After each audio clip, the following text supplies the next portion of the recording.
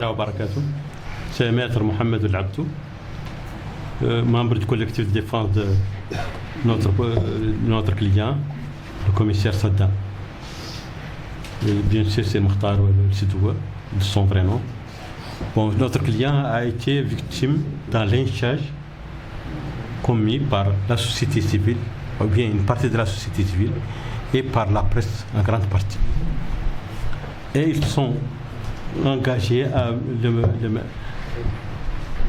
ils l'ont jeté au pâtir par des comportements inacceptables. Bon, et leur influence, leur propagande a introduit la justice en erreur.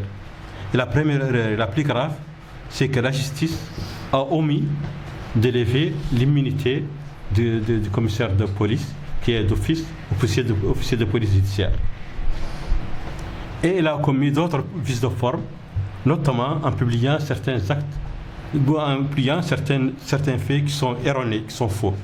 Par exemple, certains ont publié ce qu'ils appellent un procès-verbal dans lequel ils affirment que le commissaire Saddam a reconnu un certain nombre de faits, ce qui est fallacieux, ce qui est faux, c'est inacceptable. Nous constatons que notre client n'a jamais participé à cela. Et il a avoué à tous les niveaux. Au niveau du PV de la police, au niveau de l'instruction, à tous les niveaux. Et il n'a jamais reconnu ça.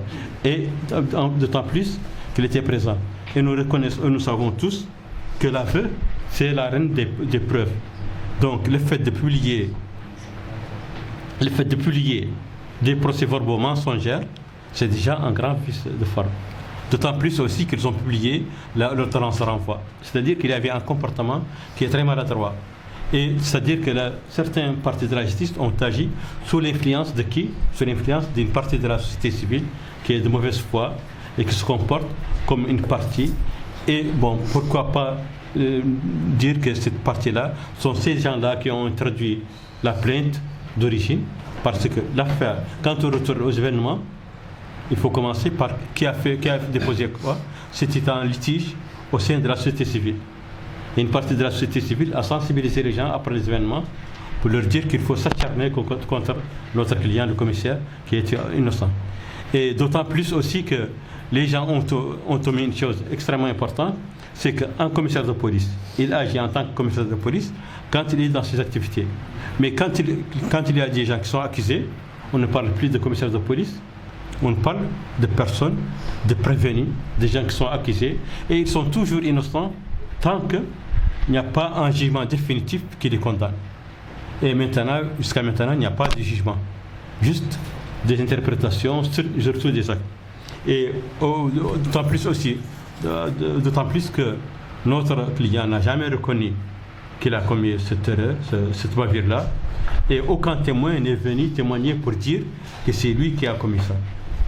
Il y avait un groupe de gens au niveau de la police qui étaient là-bas, il y avait plusieurs, la police judiciaire était présente, il y a des agents de la police qui sont venus d'ailleurs, et il y a plusieurs groupes qui ont intervenu dans cette action. Il y avait 4 groupes, les gens qui ont introduit la plainte, et parmi ces gens aussi, il y a déjà des policiers qui ne sont même pas du commissariat. Et il y a des gens, la police judiciaire, qui ont arrêté ça alors que le commissaire n'est pas présent. Mais il est venu pour respecter les ordres du procureur de la République.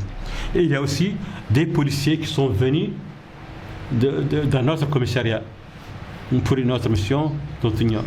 Et il y a aussi une partie de la société civile qui a sensibilisé tout le monde et qui a fait des sittings qui ont influencé la population et qui ont donné des informations fallacieuses qui constituent des attaques inacceptables contre notre client, qui est toujours, jusqu'à preuve du contraire, innocent. Et aucune instruction ou enquête n'a permis de confirmer son accusation. Ce qui fait qu'il y a un certain nombre d'événements qui méritent d'être évoqués. Aussi, la façon de l'accusation était fallacieuse et inacceptable parce que les gens ont dit que M. Sauvé, rahmatullahi alayhi,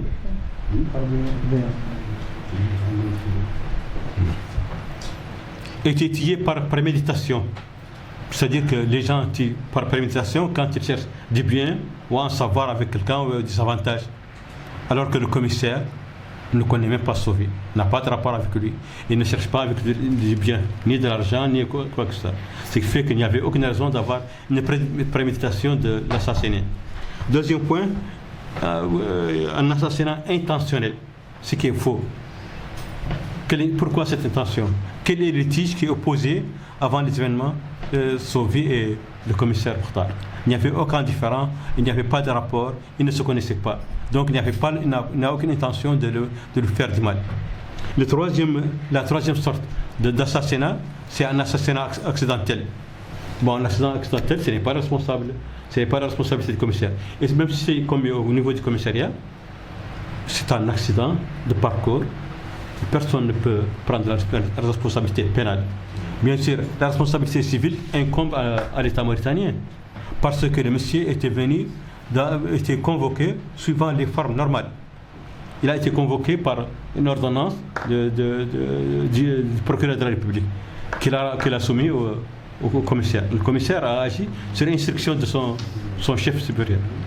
Ce qui fait que réellement, la justice a été entraînée maladroitement par une certaine partie de la presse et une certaine partie de la société civile et qui ont commis des actes graves et des accusations sans fondement, et la justice aussi a été entraînée. Nous réclamons plus de la justice pour notre client, du respect. Nous reconnaissons qu'il soit respecté. Sa personne doit être respectée. Ses droits doivent être respectés. Ils ont été bafoués à tous les niveaux. Nous réclamons justice pour notre. Et nous demandons à ce que la société, à ce que le public mauritanien soit informé de façon sérieuse et respectable et de lui permettre au peuple de connaître la réalité de ce qui s'est passé ce jour-là, ce jour regrettable. Je vous remercie.